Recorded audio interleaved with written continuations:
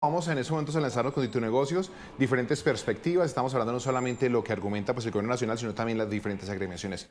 Nos conectamos. Cifra por encima de lo que normalmente se había negociado entre trabajadores y empresarios ha generado un intenso debate público sobre sus posibles efectos económicos en el país.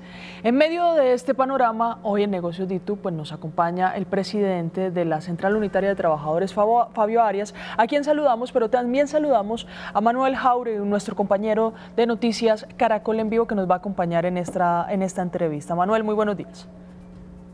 Buenos días para usted y para todos los usuarios de Noticias Caracol en Vivo, pero también de Ditu Negocios y a Fabio, que en este momento nos acompaña para hablar del tema del día, el incremento del salario mínimo decretado por el gobierno nacional. Así es, Manuel. Mire, presidente, buenos días y bienvenido. Voy a iniciar con la pregunta. Ustedes no se esperaban un aumento del 23.7%, 23% dice realmente en el decreto del salario mínimo. ¿Cómo lo toman como trabajadores?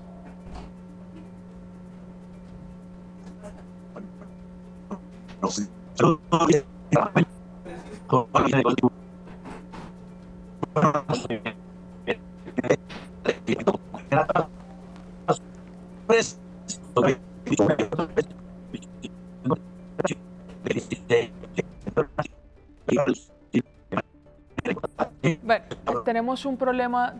perdón, presidente, tenemos un problema de comunicación. Vamos a tratar de restablecerlo, pero entonces, mientras esto sucede, recordemos que la propuesta de los trabajadores realmente para el aumento del salario mínimo cuando se estaba en la mesa de concertación era del 16%. Esto es 7 puntos por debajo de lo que decidió el gobierno nacional aumentar para el próximo año, 23.7%. Mientras hacemos conexión con el presidente de la CUT, con Fabio Arias, con quien lamentablemente perdimos esa comunicación, vamos en este momento con la presidenta de Aliadas Idamcham, María Claudia Lacutir. Presidenta, muy buenos días y bienvenida. Muy buenos días, Luisa, un placer estar aquí con ustedes. Manuel nos está acompañando también desde Noticias Caracol en Vivo. Vamos a hacerle varias de las preguntas. La primera que le quiero hacer, presidenta, es no solo es el aumento en el salario mínimo, es todo lo que acarrea para los costos laborales. ¿Cuál es hoy la preocupación del sector productivo y qué impacto podría tener en la ciudadanía? Sin lugar a duda, el aumento del salario mínimo es un derecho y una necesidad. Sin embargo, este tiene que ser equilibrado para que se pueda mantener la viabilidad de las empresas. Si no, ese salario pues corre mucho riesgo. Y hoy en día lo que estamos viendo es que va a tener un aumento, un grupo reducido, el 17% más o menos de la población ocupada, que aumentará al 23%, pero será más el número de personas que van a asumir los costos de ese aumento. Y como bien menciona Luisa, tenemos un grupo de servicios, de productos que están indexados, o sea que se aumenta con este salario mínimo. Hoy estamos viendo que el aumento llega a un grupo limitado, mientras que muchas empresas quedan al borde y millones de trabajadores sin ajustes van a enfrentar precios más altos. Esto es una descompensación del proceso que debería detenerse, que definitivamente genera un impacto negativo difícil de manejar y donde generalmente debería de tener un equilibrio que no se está viendo. María Claudia, esto pues estaremos hablando que podría afectar la competitividad del país frente pues, a las economías de la región, de lo que podría pasar en el futuro, por lo menos en los primeros 6 meses para el país. Sin lugar a duda, esto espanta la inversión de una forma importante porque no es solamente el aumento del salario mínimo por encima de la productividad y de las variables que establece la ley, sino también es un aumento que suma con una reforma restrictiva laboral, con inseguridad jurídica, con inseguridad física, con incertidumbre, con múltiples variables que generan una preocupación para la inversión que está buscando certeza, confianza, y que en Colombia pues lo que estamos haciendo es apostarle a lo contrario. Pero también hay que decirlo de una forma contundente. Se habla que si sube el salario mínimo se va a disparar el consumo y la realidad es mucho más compleja. De hecho, mucho más negativo el proceso que la generación de consumo. ¿Por qué? Porque la mayoría no ve el 23%, pero sí va a ver el costo adicional. Como mencionaba anteriormente, solo el 3.7 millones de colombianos más o menos reciben este aumento, pero son muchos más los que van a recibir un aumento de los costos. Pega de frente a quienes crean empleo formal. No podemos olvidarnos que el 62% del empleo lo está generando la microempresa. Y es esta microempresa la que va a ver presionadas sus costos, lo que va a impulsar a que no van a poder generar mayor empleo, van a reducir su capacidad y en algunos casos van a tener que cerrar sus compañías. No es solo un aumento que se está dando este año, viene acumulado y eso también presiona a las empresas y al desarrollo productivo. Porque estamos viendo que desde el 2022 al 2025 se ha crecido un 42% el aumento del salario, con una inflación acumulada de más del 30%. ¿Eso qué quiere decir? Que el salario mínimo ya recuperó y superó su poder adquisitivo y está sobrepasando por encima de la productividad, lo que va a presionar aún más ese proceso. O sea que ese círculo virtuoso de crear un salario mínimo que le llegue a la población, que no le llega a todo el mundo, no va a generar mayor gasto, mayor consumo, porque es un grupo muy reducido, va a generar presiones, esa presión en el proceso productivo genera mayores costos, incrementa los valores de los productos, genera una inflación y eso va a generar que el poder adquisitivo de las personas se reduzca. Miren, cuando le decía que no es solo el salario mínimo es porque tenemos unas cuentas aquí realizadas, de hecho, con las pymes. Entonces habla de cesantías, de vacaciones, de prima, de caja de compensación, de salud, de ARL, todo este tipo de valores que se termina agregando también a los costos laborales. Y no es quitarlos, porque además son un derecho del trabajador, pero es pensar en que tienen un aumento y en que no es que solo va a quedar el salario en 2 millones, sino que tiene aproximadamente 950.000 más de esas prestaciones que terminan impactando el costo laboral también, ¿no? Totalmente, y se impacta no solamente en el valor del proceso del costo de un empleado, sino que también hay que decirlo de forma contundente. Hay un número de productos que están indexados al salario mínimo, incluido algunos de la canasta familiar, que va a ser más costoso para el colombiano poder comprar esos productos. Se encarece el día a día con el aumento del salario mínimo de la forma desproporcionada que se ha presentado. Aquí no estamos hablando solamente del proceso productivo de las empresas que está por encima, se está volviendo cada vez menos viable ese desarrollo productivo a través del sector empresarial formal, que todos los días construye y hace país a través del desarrollo de empresas y de poner a disposición de múltiples colombianos la generación de oportunidades a través del empleo, sino que también estamos viendo el incremento del costo del colombiano del día a día, donde más de 10 millones de colombianos que reciben menos del salario mínimo, que no van a tener ese aumento, sí van a tener un aumento de los costos que tienen que cubrir para sus necesidades. Bueno, Claudia, muchas gracias por acompañarnos entonces en estos momentos sobre lo que es el análisis de este incremento del salario mínimo decretado por el gobierno de Gustavo Petro. Gracias. Muchas gracias. Saludamos en ese momento, nos conectamos, Luisa, con Fabio Arias, él es el presidente de la CUT, quienes pues desde su posición celebran este aumento. Fabio, bienvenido a Noticias Caracol en Vivo y a Di Tu Negocios. Bueno, muchísimas gracias por la invitación, cordial saludo a toda la audiencia de Noticias Caracol y de Negocios Di Tu, cordial saludo para Luisa y para usted, Manuel.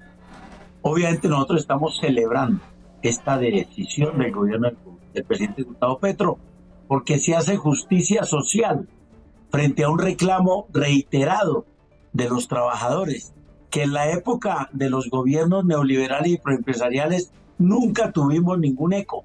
Siempre los gobiernos terminaron imponiéndonos incrementos salariales muy exiguos, siempre lo que dijeron los empresarios.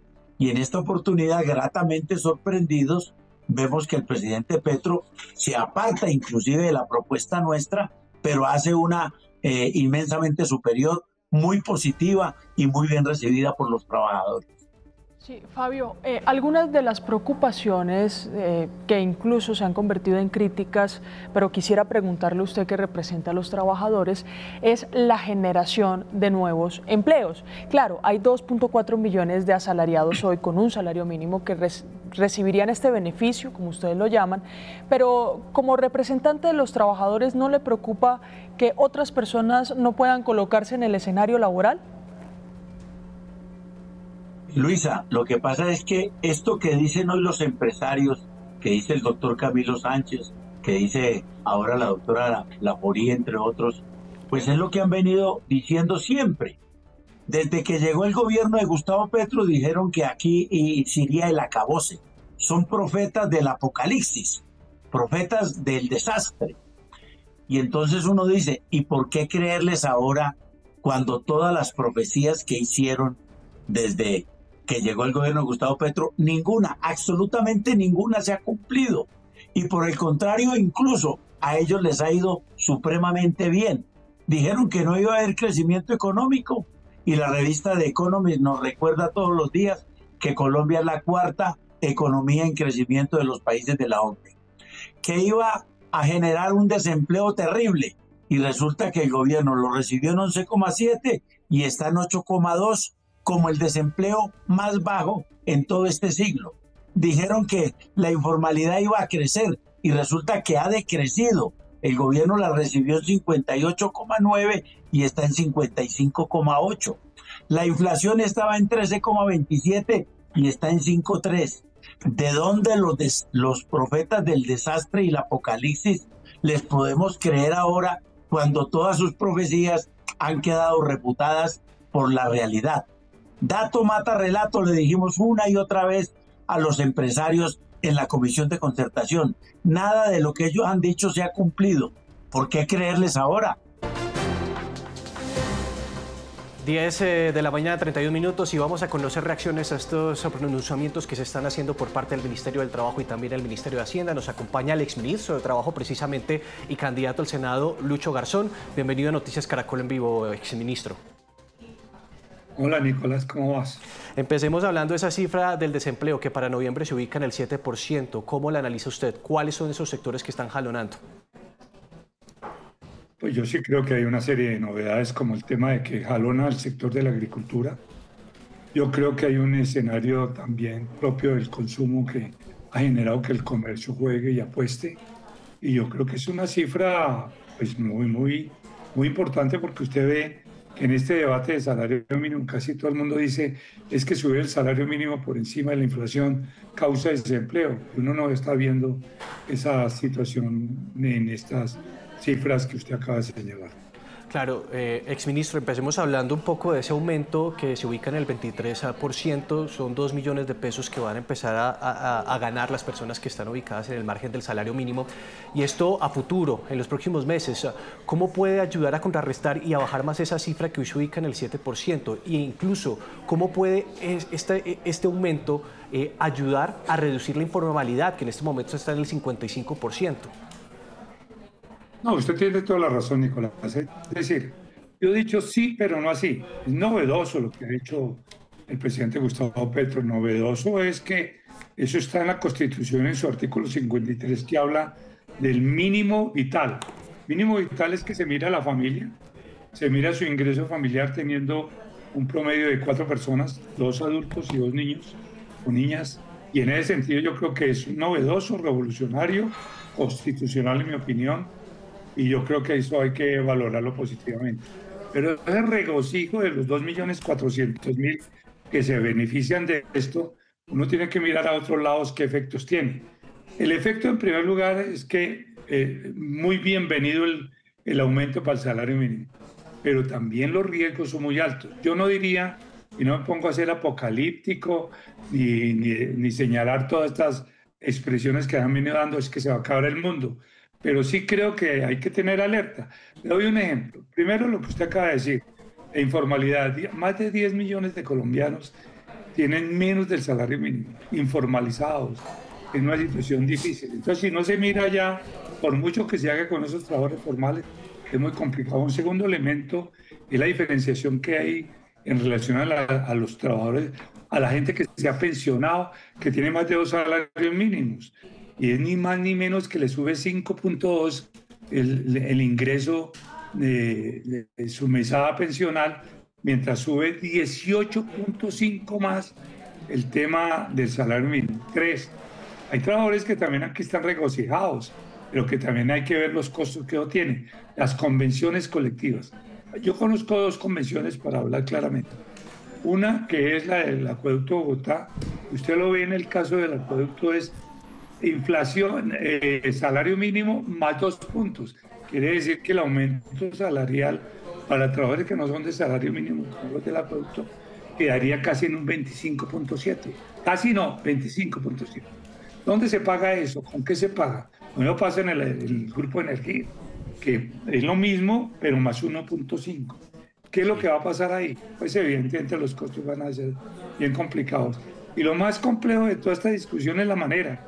Nunca, casi es muy difícil hacer un acuerdo concertado, pero no esta ruptura que se ha producido entre empresarios, trabajadores y el gobierno. Me parece que la que más sufre es el diálogo y la concertación, que se golpea terriblemente. Quiero preguntarle lo siguiente, partiendo de su experiencia no solamente como exministro del Trabajo, también por su pasado como sindicalista, estando del lado de los trabajadores e incluso participando activamente en las mesas de concertación. Que los sindicatos, la CUT, hayan fijado un tope del 16% y el gobierno pues lo haya desestimado y lo haya aumentado en un 23%, ¿no es una irresponsabilidad fiscal? Pues yo no me voy a meter en una discusión que definitivamente el gobierno tiene que responder, pero me parece pertinente lo que usted ha señalado. Es decir, sobre eso hay varios factores. Cuando yo hablo de convertir el mundo empresarial como enemigo, pues eso me parece un absurdo. Es decir, aquí estamos hablando de un aumento que va a afectar las pymes. Es decir, digan lo que quieran, pero es el 99% del mundo empresarial está en pequeña y mediana industria, en pequeños comercios. Y no quiero hacer demagogia y proselitismo alrededor de eso, pero evidentemente la gente lo mira con preocupación. Uno no se imagina los ejemplos que hay en relación con eso. Son muchísimos. Entonces ese es un primer elemento que tiene que hacerse. Y segundo, en materia fiscal, pues yo realmente me parece, y de la manera más generosa posible, o más amable y generosa con el gobierno, digo, para que una emergencia económica, subiendo todos estos costos que se van a subir para efecto de salarios mínimos en ciertas entidades o en muchas entidades del Estado. Claro, doctor, quiero preguntarle por tal vez esa nueva forma que a partir de este momento se va a fijar el salario mínimo, porque no solamente se van a tener en cuenta algunas cifras como son la inflación, la productividad, el crecimiento económico, sino ahorita un concepto de la OIT que es el salario vital. ¿Esto tal vez modifica a futuro las discusiones que vamos a tener en torno al salario mínimo? El mundo del trabajo cambia a partir del 1 de enero, cambia totalmente. Cambió ahora recientemente con el tema del recargo nocturno, cambió. Y en esas condiciones, pues tiene que haber una relación de diálogo empresarios, trabajadores y gobiernos, no todos los gobiernos, porque es evidente que aquí se ha puesto un tema que es muy complicado de asimilar, el mínimo vital, pero el mínimo vital, en mi opinión, tiene que...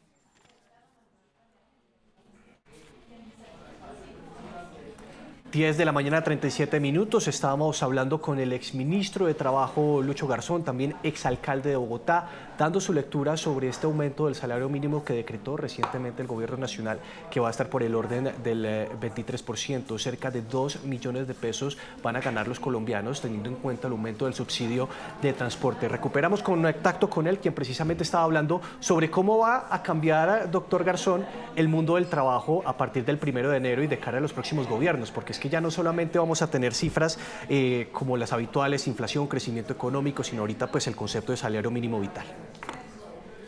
No, yo sí creo que cambió la cultura del mundo del trabajo. Los empresarios no pueden estar echando el mismo discurso porque aquí ya se introdujo el tema de lo que significa el mínimo vital. Ya es un tema en donde la canasta familiar hoy vale 3.100.000 y ya se está colocando prácticamente en que el salario mínimo en esa familia trabajando 2 son 4 millones. O sea, 2 y 2. En esas condiciones yo creo que cambió la cultura, pero cambia la reforma laboral también. Pero también los sindicatos tienen que entender que no solamente están en relación a legislar o negociar en función de los trabajadores formales. Aquí la informalidad es aberrante, difícil, compleja, y todos los gobiernos, incluido donde yo estuve, en el gobierno de Santos, todos no hemos podido hacer lo que necesariamente hay que hacer en este país. Hay que ponernos ahí al frente de dialogar y comprometer los nuevos componentes del diálogo y la concertación para hacer una ruptura de la sociedad. Colombia es un espejo roto, nadie se representa en nadie. Y yo lo que creo es que en este momento lo que hay que hacer es cómo blindar ese diálogo con una capacidad de propuesta. Hay que cambiar la mentalidad. Se lo dice un viejo, y entiendo que el viejo no cambia, no es fácil, pero un viejo que dice, oye, hay que cambiar porque estamos generando nuevas prácticas laborales. Mire usted ahora, inteligencia artificial.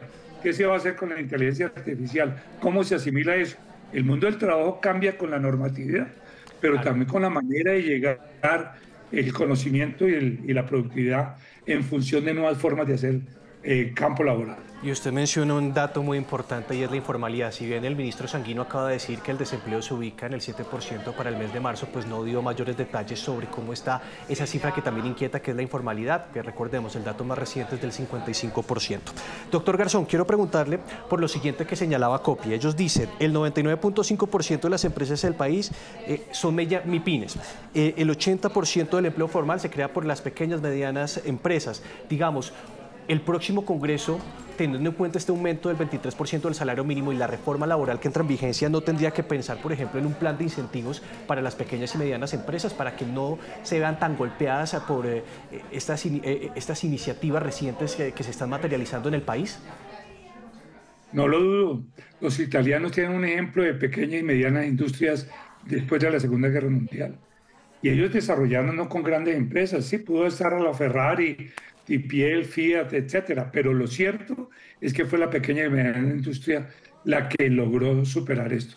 Yo realmente creo que el reto que le corresponde al nuevo Congreso o el reto que le corresponde al nuevo gobierno es básicamente ese. No trabajar tanto para los formales, que es muy importante, pero para los trabajadores informales tenemos que ver qué alternativas hay, porque la gente está en la práctica, el rebusque, como sea y en las condiciones que sea, y lo vemos en el espacio público, lo vemos en las iniciativas y emprendimiento, lo vemos con unas tasas de interés supremamente altas, y ahora con esta situación donde deben estar alarmados por la circunstancia que les ha tocado. Sí, doctor, quiero aprovechar su presencia porque usted no solamente es experto en temas laborales, porque la otra noticia que se da justo antes de iniciar esta conversación tiene que ver con las medidas económicas del gobierno para la emergencia económica que precisamente decretó hace algunos días. Habla de un impuesto de renta al patrimonio desde los 2.000 millones de pesos que va a crecer progresivamente desde el 0.5 hasta el 5% para patrimonios que llegan por el orden de los 100.000 millones. ¿Cómo se analiza esta medida? No, yo realmente creo que uno no puede hacer un discurso clasista. Es decir, yo creo que una sociedad se conforma Estado y lo representa el gobierno, sindicatos o trabajadores y empresarios. Y me parece que ese discurso y esa actitud de estar diciendo que hay que fregar a los ricos, que hay que agredir a los ricos, pues me parece que es un discurso que no sirve para nada. Eso es como el rico diciendo los pobres los pobres no son pobres, dicen algunos empresarios, porque quieren ser pobres. No, son las circunstancias, las oportunidades. Yo soy un hombre convencido de que una sociedad democrática tiene 3 pilares básicamente, los que acabo de señalar, y la institucionalidad. Yo realmente creo que está haciendo un discurso, sí, se siente contenta los estratos 1 y 2, pero no, estamos aquí frente a una situación donde el lenguaje frente a los que tienen más, pues hay que mirar cómo los comprometemos en una política de lucha contra la pobreza y social, la lucha contra el hambre, que yo estuve trabajando siempre Bogotá sin hambre y quiero hacer ese escenario, es convocante. Tiene que ser convocante, no confrontadora. El país no puede seguir en medio de una confrontación. El país tiene que ser convocante. Mire usted una clase media, yo le digo mi situación, y se lo digo no para contar que yo me victimizo. Yo gano una pensión de 6.416.000 pesos. Esa es mi pensión. No tengo más ingresos. Y esa pensión hoy, frente al salario mínimo, cada día está más recortada. ¿Qué quiere decir eso? Que la clase media, gente como yo, clase media que dicen de 4 millones para arriba, ya es clase media, cada día se acorta y cada día va desapareciendo. Esos dos de hacer una confrontación contra los ricos y una confrontación silenciosa contra la clase media es peligrosa. Es peligroso porque esa clase media está desapareciendo a una velocidad impresionante. Bueno, doctor Lucho Garzón, siempre es un gusto tenerlo aquí en este espacio de Noticias Caracol en Vivo, escucharlo, también aprovechar su experiencia para entender un poco más en qué consiste este aumento del salario mínimo y, por supuesto, las medidas económicas recientes del gobierno. Gracias por estos minutos. Nicolás, muchas gracias y saludos a todos su gente. Bien, a las 10 de la mañana, 44 minutos, seguimos desarrollando este tema. No solamente la atención del país está enfocado en dos noticias del orden laboral, y es que se redujo la cifra del desempleo en noviembre del 7%, sino también el salario mínimo. Por otro lado, también tenemos los impuestos de la emergencia económica, y hasta ahora nos acompaña Cecilia Orozco. Ella fue exministra de Agricultura, también Cecilia López, ella fue exministra de Agricultura, también ha estado en distintos gobiernos, fue directora del Departamento Nacional de Planeación hace algunos años y nos acompaña hasta ahora aquí en Noticias Caracol en Vivo. Doctora Cecilia López, bienvenida. Muy buenos días, ¿cómo están? Doctora, empecemos hablando sobre las medidas económicas. Después vamos a desarrollar pues ya las noticias relacionadas con el salario mínimo. Es que el ministro de Hacienda acaba de decretar unos nuevos impuestos, se va a publicar en algunos minutos los actos administrativos. Quiero empezar hablando con usted sobre el impuesto de renta y patrimonio para patrimonios que sean desde los 2.000 millones de pesos. ¿Esto cómo se puede leer? ¿Sí va a ayudar a recaudar la cantidad de dinero que necesita el gobierno? Mira, aquí se nota claramente que no hay un equipo económico sólido ni con el suficiente conocimiento. En este momento, no ha medido ni el presidente ni el ministro de Hacienda que todos los financieros de las empresas grandes, pequeñas y los mismos dueños de las MIPYMES, que son la mayoría, están revisando todos los presupuestos que tenían listos para el año entrante. Nadie se imaginó que iba a haber no solamente un incremento del salario mínimo de este tamaño, sino una cascada de impuestos. ¿Qué es lo que van a hacer? Van a tener que replantear dónde van a recortar para poder afrontar este incremento de impuestos y de costos de la mano de obra. Entonces, sí, probablemente los salarios más altos no los van a subir o van a subir menos. Pero ¿dónde van a hacer los grandes recortes para ajustarse a esta cascada de cargas, tanto por el lado laboral como por el lado de los impuestos?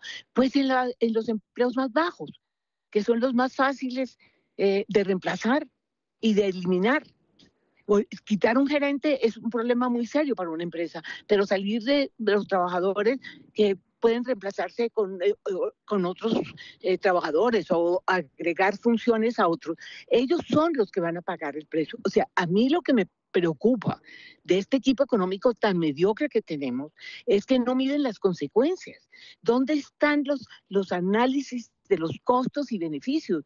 Seguramente habrá beneficios en el caso del salario mínimo, y en el caso de los impuestos, porque tienen un déficit inmanejable. Pero en vez de recortar, que es lo que se les ha dicho en todos los tonos, recorten esta desbordada de funcionamiento, de gastos de funcionamiento, el gobierno ha hecho caso omiso de eso. Y lo que va a pasar es que esto va a terminar frenando un crecimiento, que es muy importante decir esto, un crecimiento que no es el que el país necesita. Sí, se ha recuperado, pero menos del 3,5%, 4%, este país no puede resolver sus problemas y estamos lejos de eso. Con esto es lo máximo que podrían agrandar con el salario mínimo es aumentar la demanda. Pero al mismo tiempo con los impuestos a las empresas les van a aumentar su posibilidad de crecer. Y crecer solo con demanda es una solución a corto plazo. Esto frena el crecimiento de la economía a mediano plazo. ¿Dónde está el cálculo del equipo del Ministerio de Hacienda, de Planeación Nacional, que perdió todo su equipo? Y las palabras del presidente para explicar cómo va a afrontar las consecuencias de estas medidas. Sí, no, y es que usted habla de reducción en el gasto público y lo que escuchábamos ahorita del ministro Germán Ávila es que pues se va a revisar una prima del Congreso de la República, de los senadores representantes a la Cámara del año 2013, que es por el orden de 15 millones de pesos que reciben, pero adicionalmente revisar pues el aumento en el salario de las UTLs. Pero quiero preguntarle sobre qué implicaciones tiene ese impuesto a la renta en el sector financiero, que pase del 5 al 15%. ¿Esto cómo se traduce? Como les digo, en este momento todos los financieros del sector financiero, por ejemplo, de los bancos, están reunidos aterrados de cómo van a funcionar. O sea, acuérdese que los costos se transfieren. Esto sube las tasas de interés y eso frena la inversión. Por eso le digo que la mediocridad del equipo económico le hace un daño profundo al país. A ver, el ministro de Hacienda que nos cuente ¿cuáles son las consecuencias? ¿Usted cree que le va a poder quitar esas primas? Eso son cosas marginales, eso lo están haciendo. Esto es un manejo no económico, sino político de la peor calaña posible. Aquí no hay un manejo económico. Estos tipos están jugando con el futuro, el presente de la economía. Entonces, ¿qué va a pasar en los bancos? Los bancos tienen que transferir los costos, ¿sí? Entonces se sube la tasa de interés, eso frena la inversión. Y eso tiene unas consecuencias porque la economía está creciendo solamente con demanda. Cuando la economía crece con demanda, no está creciendo sino a corto plazo, porque eso frena la inversión. Y cuando usted no invierte en un país, cuando la inversión se desploma, como está en este momento en Colombia, tanto la pública como la privada, porque no hay el ambiente económico para invertir, ¿qué pasa? Usted no genera capacidad productiva y entonces el crecimiento a mediano plazo se desploma. ¿Dónde están las consecuencias? ¿Dónde está el análisis económico serio? Un presidente no cambia la economía con un discurso, que eso quede claro. Sí, doctora, quiero preguntarle ya enfocados un poco más en el salario mínimo, que recordemos es de 2 millones de pesos. El argumento del gobierno Petro, que entre más gane la gente, más se activa la economía, ¿qué tan cierto es? Eso no es cierto por una razón. Primero, el país tiene muchos precios básicos indexados. ¿Eso qué quiere decir? Que usted sube el salario mínimo, pero inmediatamente se le sube el costo del transporte, el costo de los servicios públicos, el costo de la salud, muchos costos cuyos precios dependen del salario mínimo. Entonces, si usted le subiera el salario, primero a toda la población, usted no le está subiendo el salario real, mínimo, sino a una parte que son los empleados formales. El grueso es informal. Ese grueso de población informal, que es el 52% de los trabajadores, a ese grueso no le va a subir porque son informales, no tienen salario mínimo. Pero además, ¿qué les pasa? Ellos sí reciben el costo del salario mínimo que eso afecta a los precios del transporte, lo que le decía, de todos esos bienes. Eso le sube los costos de vida a la mayoría de los trabajadores y a la mayoría del país. El presidente está ignorando eso, pero lo más grave es que el presidente está ignorando que hizo una reforma laboral, que también sube los costos al recortar la jornada, al aumentar el costo de las horas extras. Él no ha sumado. Y si a eso le pone esta emergencia económica, ¿dónde está la suma? Sí. ¿Dónde? Está bien que hable de los beneficios, pero ¿dónde están los costos, presidente? Y usted, ministro de Hacienda, dígale al país cómo van a afrontar esos costos que se vienen. Como le digo, todas las empresas en este momento, grandes, chiquitas, medianas, bancos, todos están revisando su presupuesto del año entrante.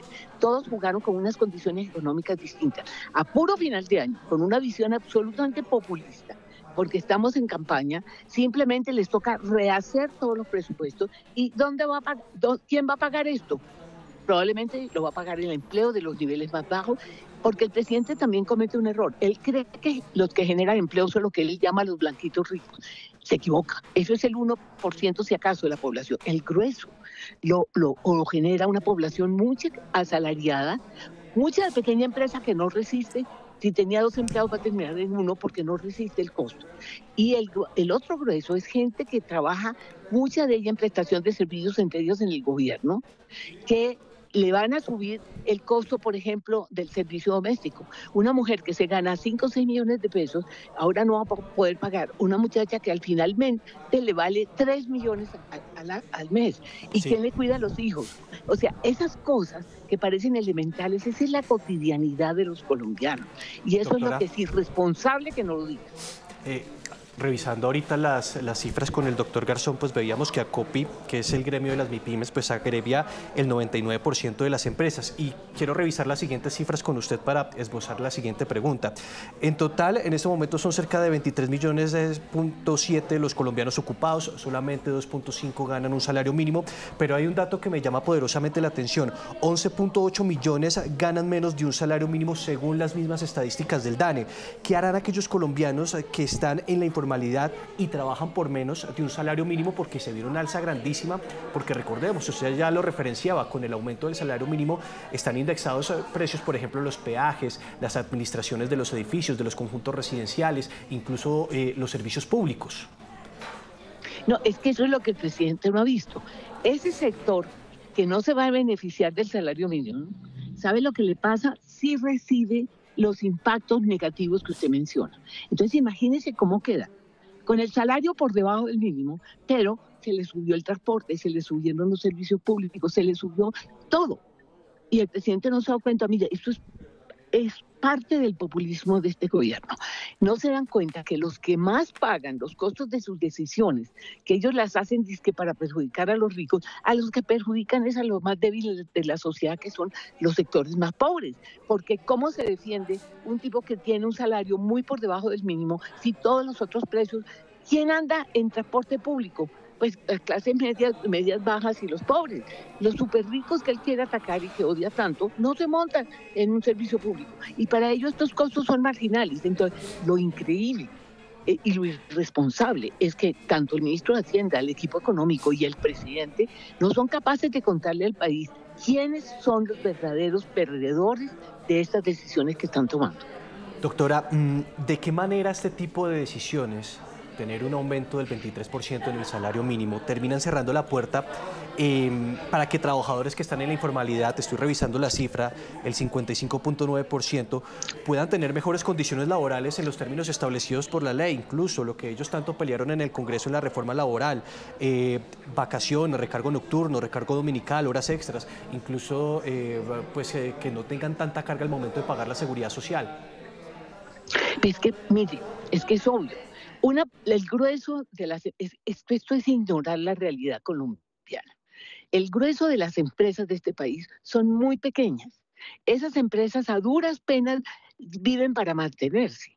Esas empresas que tienen 2 o 3 empleados, con este costo, si usted suma la reforma laboral, que afecta tremendamente a los costos por el costo por el recorte de la jornada diaria, por el costo de las horas extras, todo eso, sumado a lo que tiene que pagar por un salario mínimo, obviamente no pueden. Entonces sacan a 1 o 2 empleados y esos empleados terminan trabajando en quien les ofrece lo que puede ofrecer, un salario muy por debajo sin ninguno de los beneficios que tienen. Por eso le digo, es que es increíble que el discurso del presidente, que es favorecer a los más pobres, al no analizar sus decisiones que están cargadas de un sesgo terrible. Él cree que el único empleo lo generan los ricos y que con esto les disminuye la utilidad de los ricos. No, el grueso del empleo lo genera la pequeña, la mediana, es informal, y un sector de clase media que contrata una mano de obra para sobrevivir y que no va a resistir